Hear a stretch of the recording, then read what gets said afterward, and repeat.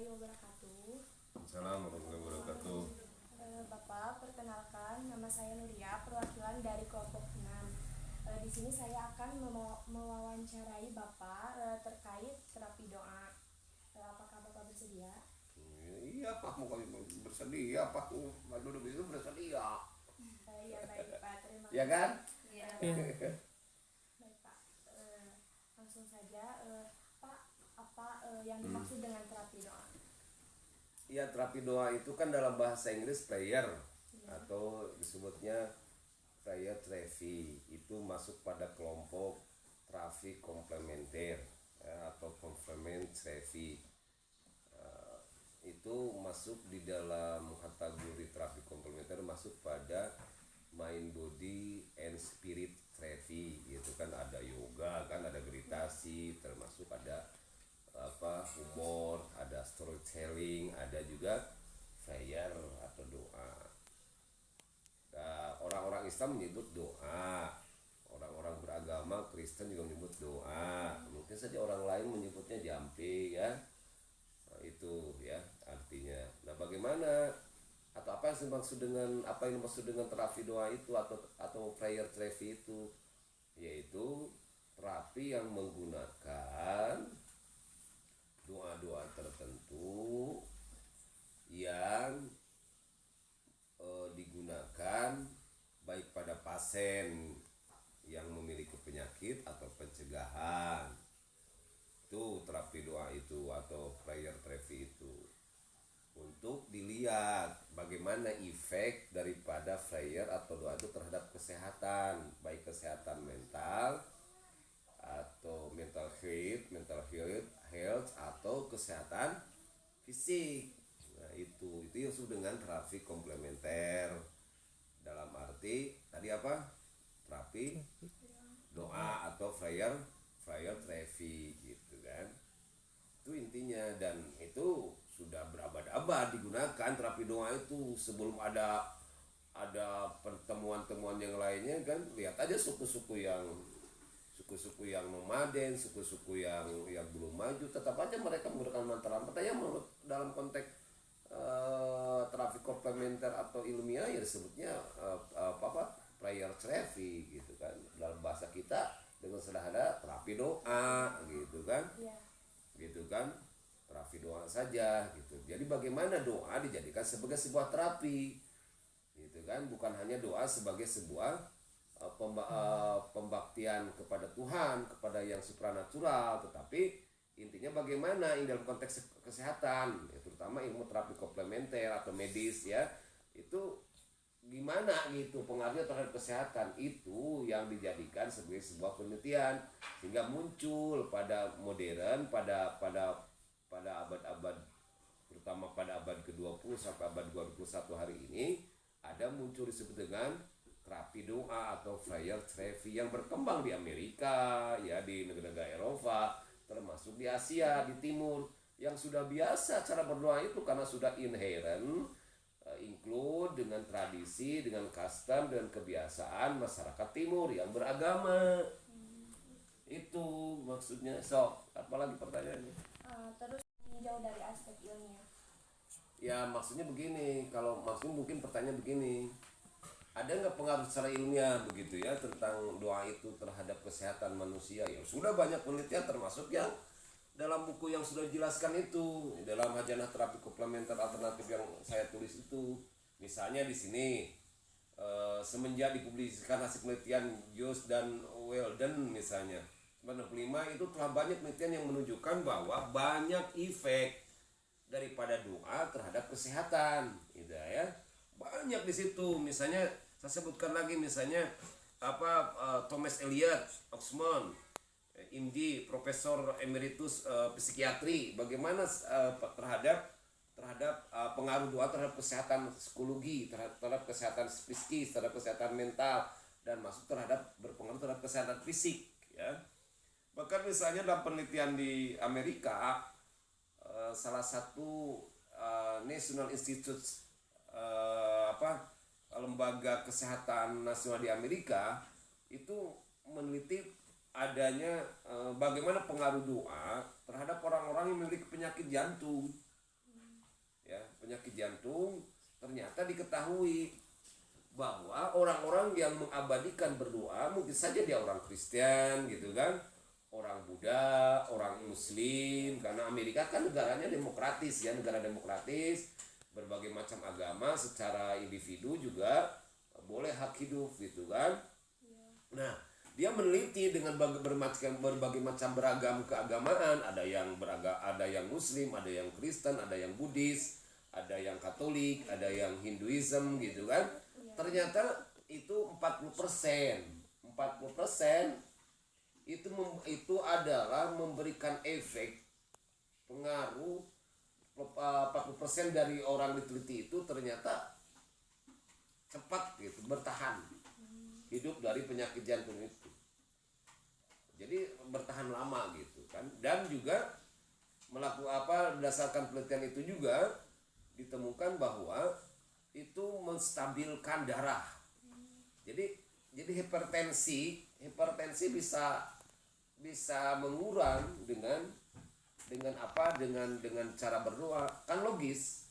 Hipertensi itu darah tinggi kan. Kalau hanya sebatas medis fisikal misalnya yang digunakan oleh obat-obatan lab, mungkin amlodipin saja misalnya, ya kan. Hipertensi kasih obat, belum tentu. Jangan-jangan hipertensinya itu adalah karena faktor kurang tidur, karena faktor misalnya kenapa kurang tidur, karena dia putus cinta sekalian gitu kan, atau karena memang banyak utang misalnya, ditagih utang jadi susah tidur gitu kan. Akhirnya apa, jadilah darah tinggi, hipertensi. Berarti ada pendekatan psikis hatinya. Kenapa Anda tidak tenang hatinya? Karena banyak utang. Ya serahkan kepada Allah, berdoa. Kenapa Anda misalnya tidak tenang dengan putus cinta karena pacaran, padahal masih banyak laki-laki atau perempuan yang lain? Kan berdoa pada Allah, hanya optimis. Nah, pengaruh psikologis yang kedua selanjutnya saya sebutkan secara ilmiah, optimis dalam hidup. Kan orang pada hidup optimis. Penelitian-penelitian para ilmuwan misalnya William James saja menyatakan ya, dalam buku Mata Air Bening saya, bahwa orang-orang yang memiliki keimanan yang tinggi itu lebih tenang hidupnya, lebih rileks gitu, dan panjang umur kebanyakan. Dan ternyata itu sangat menolong. Coba kalau orang hanya berpikirnya misalnya sedikit duit, sedikit uang, sedikit jabatan, nggak pernah berdapat, hatinya akan gelisah. Kenapa? Karena di dalam diri manusia itu ada 3 aspek yang dipahami, ya kan? Aspek fisik dan aspek rohani. Ada aspek fisik yang disebut body yang akan Anda lihat, itu ada aspek non body, ada spiritual, ada mind. Ini kan perlu makanan. Apakah mind dan spiritual, hati dan kolbu yang ada dalam kita ini harus dikasih dengan diobatinya dengan obat pil? Belum tentu. Ya harus dengan doa. Nah, itu berpengaruh. Kalau psikologinya sehat itu kan, tenang hatinya, optimis terhadap pertolongan Tuhan, pasrah, dan itu terbukti ternyata banyak orang-orang yang sehat gitu ya. Kemudian juga misalnya dalam penelitian selanjutnya bisa disebutkan di sini oleh saya kan, bahwa berdasar penelitian Masura Emoto menjelaskan itu kan, bahwa namanya air, misalnya doa diberikan kepada air. Itu penelitian Masuro Emoto menjelaskan, dia memanggil fotografer, disebutnya the power of kekuatan di dalam air ketika dibaca gitu ya, dibaca dengan doa-doa. Dia menyuruh para fotografer dan juga ahli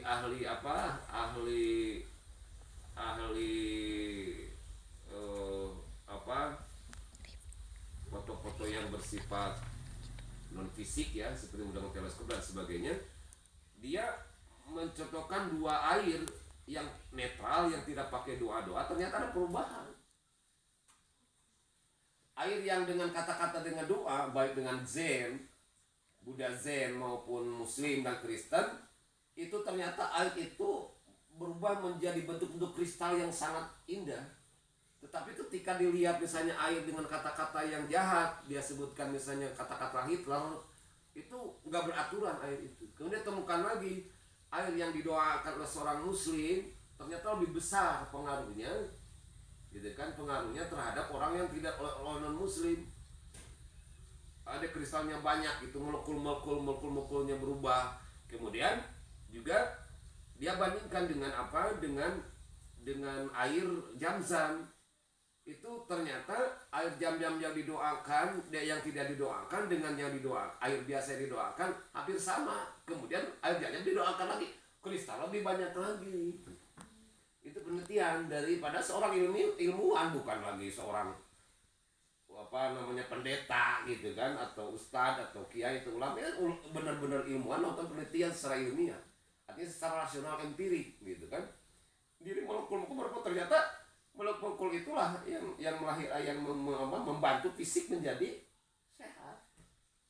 Jadi doa itu sangat, jadi jangan kalau dilihat dari aspek teologi ya jelas doa itu pasti banyak manfaat dan gunanya. Bagaimana pembuktian secara ilmiah itu sudah banyak penelitian yang sudah saya sebutkan tadi gitu kan, termasuk misalnya bahwa tadi saya sudah sebutkan bahwa doa itu adalah untuk bisa meningkatkan. Kalau kita banyak berdoa, berzikir pada Allah, misalnya kalau orang muslim ya, orang muslim misalnya baca sholawat, zikir pada Allah, sebenarnya berdoa pada Allah, ya Rabbana atina fid dunya hasanah, kalau kita benar, itu berdasarkan penelitian itu akan meningkatkan kadar dopamin. Apa dopamin? Dopamin itu, saya agak keras nih bicaranya ya biar kedengaran itunya ya Pak, ngerekamnya. Dopamin itu satu unsur yang menimbulkan ketenangan jiwa. Nah, ketika ketenangan jiwa, tentram, itu akan melahirkan sikap optimis dalam hidup. Kalau orang sikap optimis dalam hidup, ya husnudon pada Allah, ya panjang umur. Kenapa orang jadi resah gelisah? Karena tidak optimis hidupnya. Ya misalnya Anda sebagai seorang mahasiswa udah mikirin kerja, ya belum lulus juga, nilai belum lulus saja belum bikin kerja, udah stres amat, gimana kerjanya, gimana dapat, kenapa harus stres? Lakukan dengan apa yang kita bisa hari ini dan berdoa pada Allah. Bukannya lagi yang belum terjawab sudah dipikirkan yang aneh-aneh. Itu yang kata Epictetus, seorang filosof Yunani, orang terjebak, orang tergoda bukan karena benda, bukan karena barang, tapi karena persisten barang itu. Anda bisa kenapa kaum perempuan takut sama sama itu hilang, bahasa Sunda itu apa? Ulat. Kenapa kaum wanita jerit-jerit pada ulat kecil? Ya udah, itu kan persepsi. Di persepsi ulat itu begini-begini, pada ulat di sebelah sana jaraknya 3 meter, kita kenapa jadi jerit-jerit gitu, histeris? Itu karena persepsi tentang ulat. Begitu juga ya, artinya doa di sini sekali mempengaruhi persepsi juga, jadi tenang, optimis, hidup husnudon pada masa depan. Banyak itu penelitian. Silakan baca buku saya ini kan, anda kan sudah punya kan buku ini kan. Jadi di sini ada kan apa, hasanah terapi komplementer itu ada kan itu. Nah di sini juga sudah dijelaskan oleh saya kan. Ya kemudian misalnya satu lagi saya menjelaskan di sini kan. Misalnya disebutkan menurut laporan survei Newsweek, 72% masyarakat Amerika menyatakan percaya bahwa berdoa dapat menyembuhkan seseorang dan membantu kesembuhan. Ini yang saya kutip ya dari Newsweek. Penelitian di Inggris dan Amerika Serikat juga telah menyimpulkan bahwa doa dapat mengurangi gejala-gejala penyakit pada pasien dan mempercepat proses penyembuhan penyakitnya. Ini penelitian ilmiah, bukan penelitian abal-abal gitu, bukan teologis gitu kan, bukan hanya keyakinan doa itu begitu, bukan, tapi penelitian ilmiah dibutuhkan secara empirik, rasional empirik. Ada pertanyaan? Silakan. Terus Pak, bagaimana tinjauan ilmiah mengenai kegunaan terapi doa? Ya sudah banyak kan, diantaranya saya sebutkan tadi diantaranya berdasarkan penelitian ilmiah ditemukan menstabilkan peredaran darah, hipertensi pun orang ya. Kemudian optimis jantung juga 191 orang. Penelitian 2 September 2015 disebutkan bahwa orang yang memiliki penyakit jantung dia banyak doa lebih lama hidupnya ketimbang orang yang tidak pernah berdoa gitu kan. Kemudian 40% juga kadar darahnya juga orang-orang yang memiliki hipertensi itu berdasarkan penelitian dari yang satu dari tadi National Institute of Health di Amerika.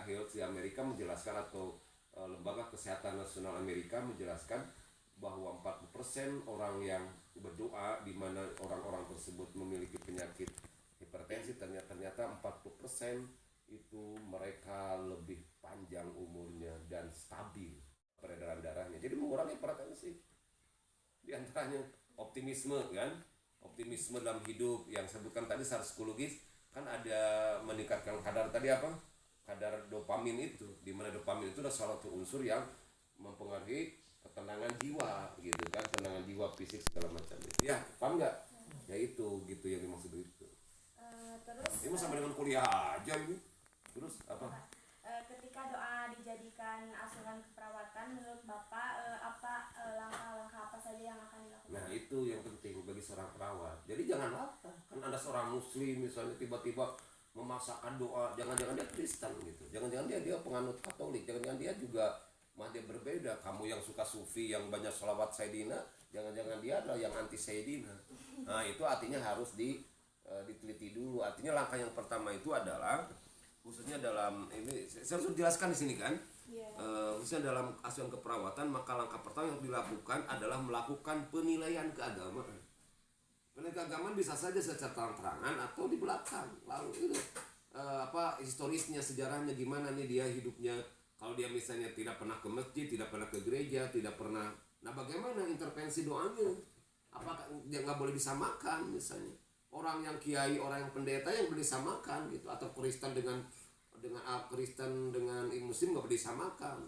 Dalam Muslim saja misalnya ada orang yang awam, ada orang kiai, ada ustadz, ada ajengan, ada yang suka ke masjid, pasti dia banyak doa-doa. Nah bagaimana kita memahami itu? Maka dipahami dulu, maka diberikanlah intervensinya, langkah-langkah selanjutnya. Doanya ini misalnya doa untuk, ada kan ya dari Rasulullah SAW itu doa-doa untuk menghilangkan sakit kepala, itu kan ada doa-doa yang Rasulullah. Jangan-jangan kiai itu ustaz itu udah paham, ya kan terapi doa itu dalam bahasa agama Rasulullah seperti ruqyah.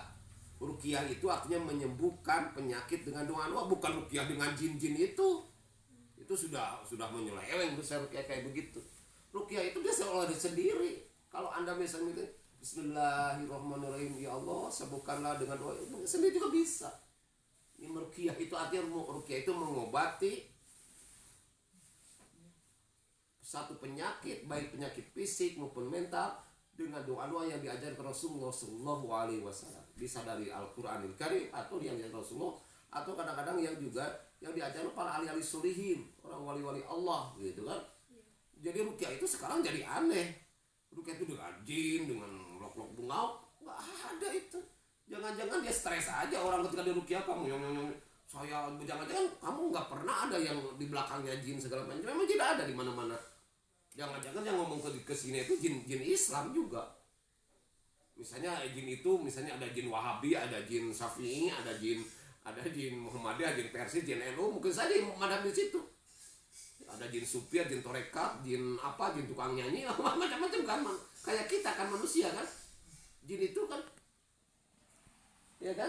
Maka jadi jangan aneh, tidak semua jin, ada jin kafir, ada jin apa, ada jin muslim, ya macam-macam. Jangan-jangan ketika di kuliah itu imam muncul, di belakang kamu jin korinnya, karena jin korinnya kamu korin di dalam Islam itu ada, misalnya ada disebut jin korin itu adalah yang menyertai dari masa apa, sejak kecil gitu, sejak bayi, sejak lahir. Ya hafal kan, tanya siapa nama Disanti. Ya, nah itu jin korin yang disanti wajahnya. Ketika meninggal dunia itu dia tahu makanannya apa, ngomongnya apa, tidurnya gimana, ngoroknya gimana, ya, hafal ya. Nah ketika dia mati menyerupai itu jin, jangan-jangan itu bukan roh ya, jin korin gitu. Nah itu jadi yang disebut ruqyah itu pada dasarnya adalah bukan itu. Ruqyah itu adalah menyembuhkan berbagai macam penyakit, termasuk karena sihir, karena penyakit kiriman oleh jin, ifrit, karena penyakit oleh fisik segala macam, dengan pendekatan doa. Di antara Rasulullah mengajarkan misalnya nanti dalam teori healing touch ada memegang itu healing touch itu ada diajarkan Rasulullah. Kenapa menjadi dosa, menjadi ilmiah? Padahal Rasul Nabi udah mengajarkan ada healing touch, bukan healing touch, salah ya. Healing touch itu Rasulullah memegang kepalanya tiba sembuh gitu kan. Orang-orang soleh, orang para ulama memegang kepalanya, belah badan tiba sembuh dengan bacaan tertentu karena ada energi keikhlasan. Healing touch ternyata juga berkembang kan sekarang. Bukan hanya healing touch, apa tuh? Reiki gitu kan, Reiki, kemudian Tai Chi. Itu ada dalam hazanah Islam. Maksud saya, jadi yang dimaksud dengan keasuhan keperawatan ini, apa yang dimaksud dengan terapi komplementer ini adalah sekali lagi adalah sebuah terapi menggunakan doa-doa tertentu yang diyakini gitu untuk menyembuhkan sebuah penyakit dan juga menjaga gitu kan, menjaga. Intervensinya terserah Anda yang saya sebutkan tadi, tapi yang paling utama adalah harus diketahui dengan sejarah si pasien itu gitu. Jangan lata aja bapak doa ini bapak apa, jangan-jangan dia nggak hafal. Jadi latar belakang keagamanya dipahami baru intervensi, menggunakan intervensi ini bapak doanya ini. Atau juga jangan-jangan cukup dengan melantunkan doa ke apa dengan Walkman atau apa, dengan baca Quran saja memberikan ketenangan, itu juga membantu. Ini penting perawat, apalagi sekarang ada pendekatan holistik, jangan hanya pendekatan obat sedikit, apalagi orang pada stres sekarang ini. Jam apa namanya? Kan banyak stres sekarang ini orang karena Covid gitu, karena pengangguran, karena ya itu kan boleh jadi orang berbagai faktor penyakitnya itu. Yang tadinya tidak penyakit gula jadi punya penyakit gula, bukan hanya karena makanan gula saja, banyak mengandung unsur gula. Boleh jadi karena dia di lockdown misalnya banyak tidur gitu, makan terus pagi sore malam makan, yang punya makanan. Tapi kan biasanya orang yang tidak punya makanan karena pada masanya Covid ini kurang, busung lapar apa namanya kan banyak gitu. Nah, faktor-faktor psikologis termasuk psikis, spiritual itu ya membantu menurut saya. Jadi pendekatan holistik ini yang penting Anda lakukan dalam intervensi keperawatan. Saya pikir itu saja ya. Ada lagi nggak? Cukup Pak. Ya. Baik Pak, terima kasih atas penjelasan dan waktunya. Cukupkan sekian. Ada lagi misalnya saya tambahkan nih. Di sini kan mencontohkan nih. Ya, boleh. Misalnya ada tradisi doa di daerah Garut.